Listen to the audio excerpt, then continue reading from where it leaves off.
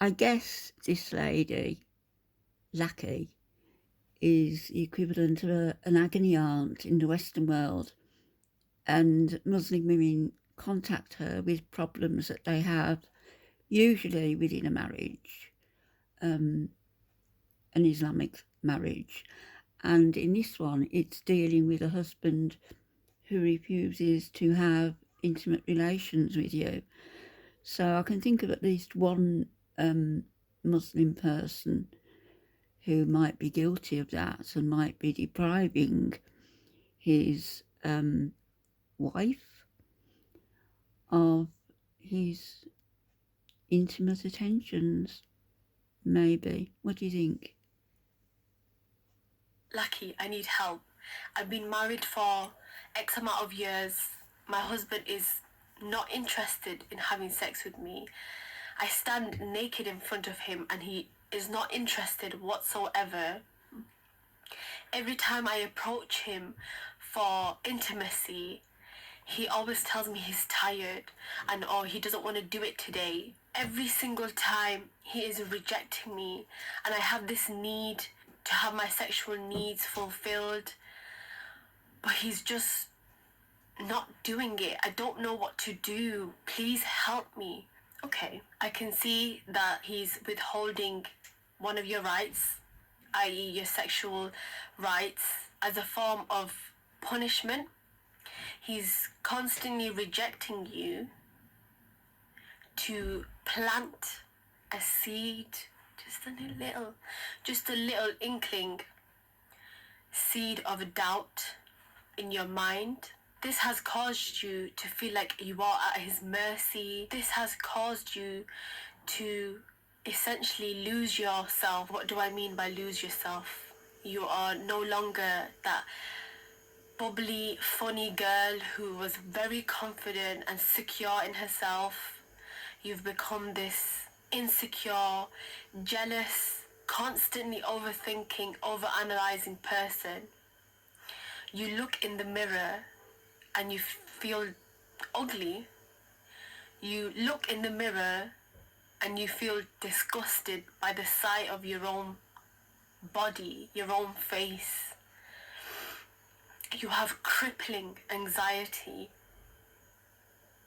You don't feel seen, heard, understood, and safe in this marriage. You've started to now compare yourself to all these women outside or even on social media that he may be looking at to see what has she got that I haven't got.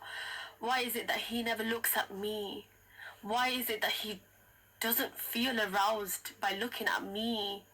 Am I ugly? Am I fat? Why are you not attracted to me? I don't understand. This has now caused you to fall into deep depression. It's caused you to have sleepless nights where you stay up all night with your thoughts racing, trying to figure out what the problem is, how you can fix it. You've gone out your way to wear makeup, to dress up, to wear sexy lingerie, to do everything to spruce yourself up, to look good for him. And he still hasn't noticed you.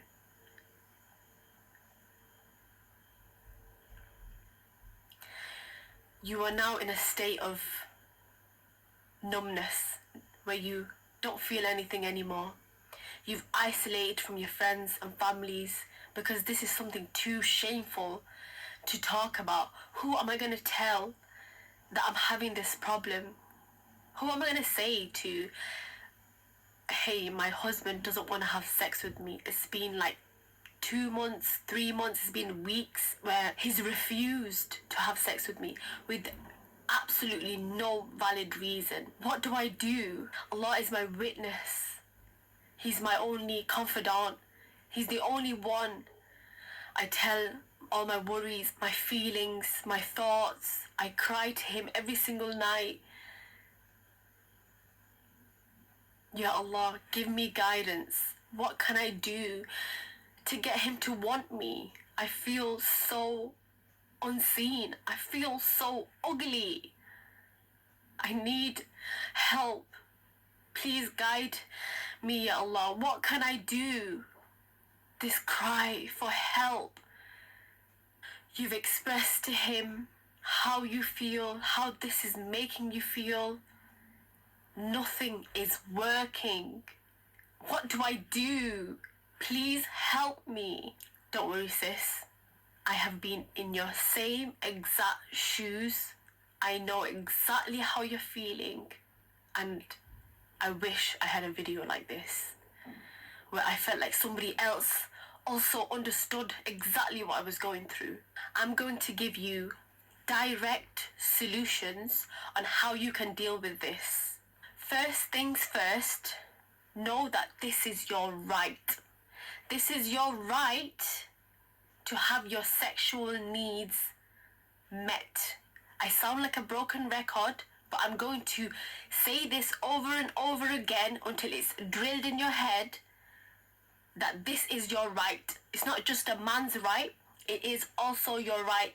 There are many scholars who address a man's need, sexual need, a man's right in the bedroom, and man's this. They fail to mention the fact that we as women also need sex from our spouse to feel seen, heard, understood, and to feel safety. Because you're not going to feel safe in a marriage where your needs are not being met. No matter how much you are God-fearing, you will eventually have the thoughts of, I need to step out my marriage to have my needs met. This is because it was a build-up of you constantly badgering at him and constantly trying to tell him how you feel. Like, hey, I have these needs and I need you to meet these needs for me. Yet he refuses to do so. Yet he refuses to acknowledge that you have these needs. It's almost as if he doesn't care. But then there's also that question, where are you getting your needs from if it's not from me?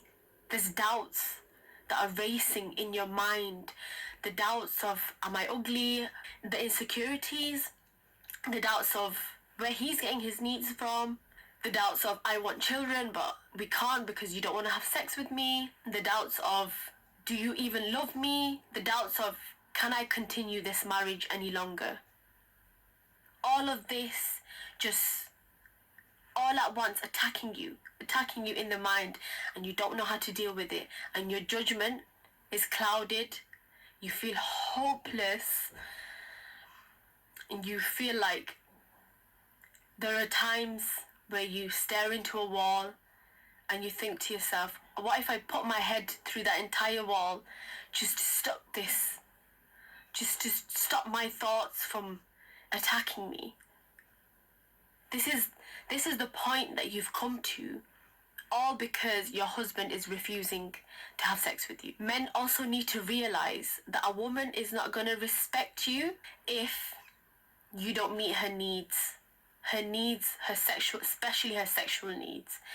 If you don't meet her sexual needs, she will look at you like you're inadequate and you're useless.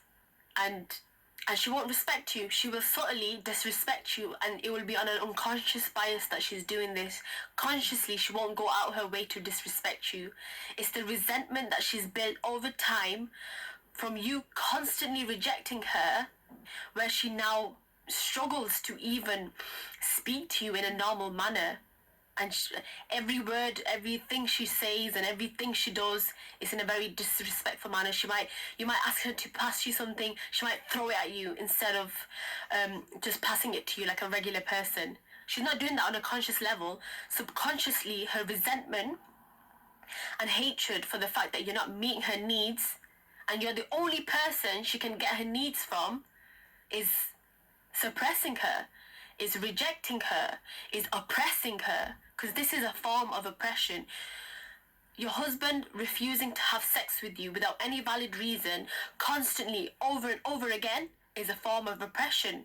It is. The submission happens in the bedroom. When a man is able to fully meet a woman's sexual needs in the bedroom, that's when a woman is willing to fully submit herself to you and do things that she probably, in her wildest imagination, before being married, would have not done.